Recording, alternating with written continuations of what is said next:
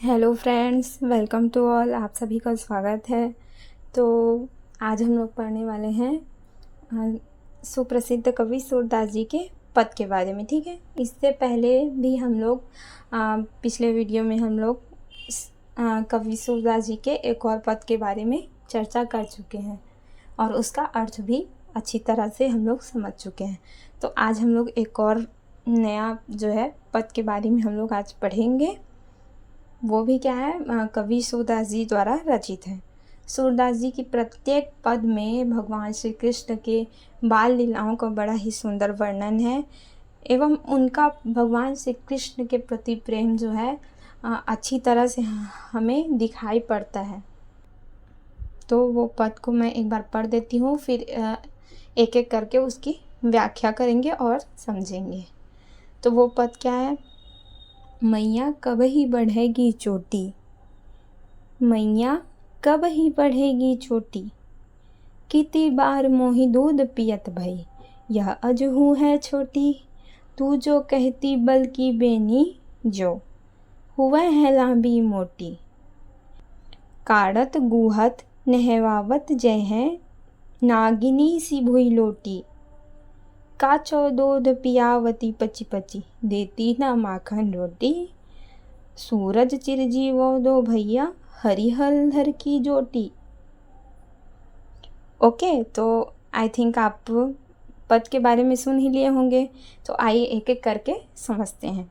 ठीक है, तो इसमें क्या हो रहा है कि जब बलराम भैया यानी श्री कृष्ण के दाऊ भैया और भगवान श्री कृष्ण जब छोटे रहते हैं तो उनके बाल लीलाओं का क्या है इसमें वर्णन है।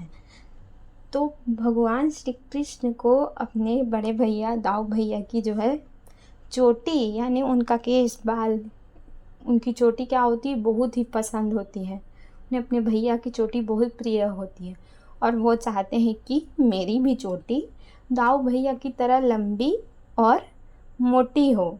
लेकिन भगवान श्री कृष्ण की चोटी क्या है, अभी छोटी है। तो भगवान श्री कृष्ण अपनी माँ यशोदा से कहते हैं कि मैया दाऊ भैया की चोटी तो बड़ी लंबी और खूबसूरत है, दाऊ भैया की चोटी तो बड़ी लंबी और खूबसूरत है, मेरी भी चोटी इतनी लंबी और बड़ी होती।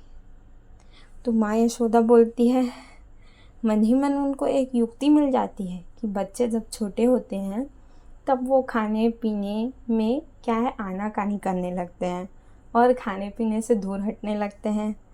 तो यशोदा माँ को यहाँ एक युक्ति मिल जाती है और वो बोलती है, कन्हैया तेरी भी चोटी तेरे दाऊ भैया जैसे ही लंबी और मोटी हो जाएगी, लेकिन तुझे मेरा बात मानना होगा।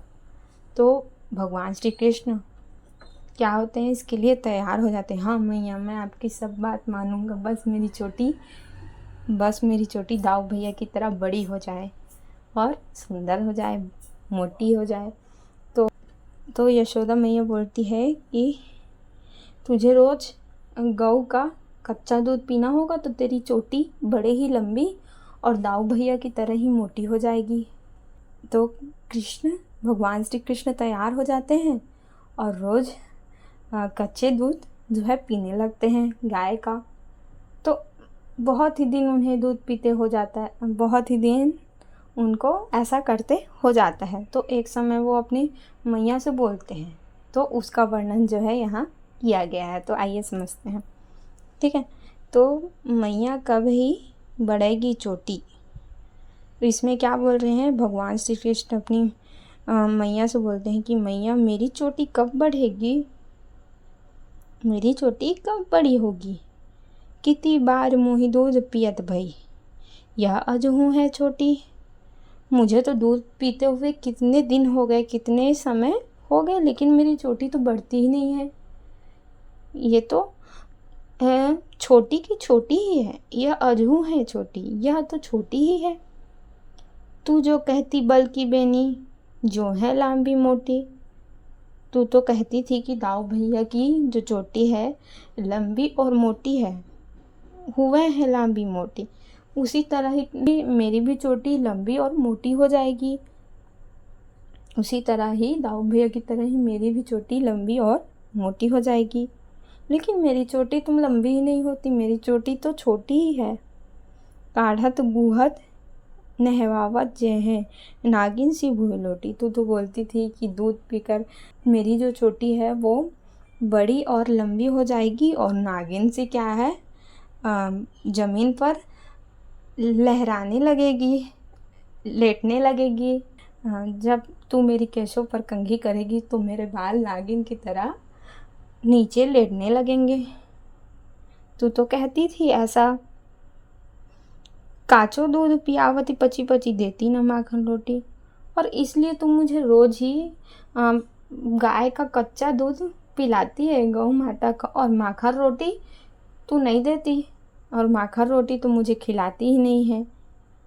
तो मेरी चोटी क्या है, कब बढ़ेगी? मेरी चोटी तो छोटी की छोटी है। सूरज चिर जेवा दो भैया, हरी हलधर की चोटी। तो यहाँ कवि सूरदास जी कहते हैं कि दोनों ही भाई बलराम और श्री कृष्ण की जोड़ी क्या है, बहुत ही सुंदर है, और दोनों भाई बहुत ही मनमोहक प्रतीत हो रहे हैं, बहुत ही अनुपम दिख रहे हैं, और दोनों भाई क्या है, चिरंजीवी हो, ऐसा करके यहाँ कवि सूरदास जी है कहते हैं। तो यहाँ भगवान श्री कृष्ण को दाऊ भैया की तरह चोटी रखना पसंद है, लेकिन उनकी जो चोटी है वो दाऊ भैया से छोटी है, और वो उनकी मैया के कहने पर वो दूध पीने को तैयार हो जाते हैं। लेकिन दूध पीते पीते हुए कितने समय बीत जाने पर वे अपने मैया से कहने लगते कि मेरी चोटी तो बड़ी ही नहीं हुई, छोटी की छोटी है, और लेकिन तू तो कहती थी कि दाऊ भैया की तरह मेरी भी चोटी क्या है, लंबी हो जाएगी। तो ये बड़ा ही सुंदर यहाँ जो है बाल लीला का ही सुंदर यहाँ वर्णन है, जिसका वर्णन कवि सूरदास जी ने अपने पद में किया है। तो सूरदास जी के प्रत्येक पद में वात्सल्य का भाव जो है प्रकट होता है, वात्सल्य रस इसमें की प्रधानता हमें कवि सूरदास जी के पद में मिलती है। तो आई थिंक आपको समझ आया होगा। तो मिलते हैं नेक्स्ट वीडियो में। धन्यवाद।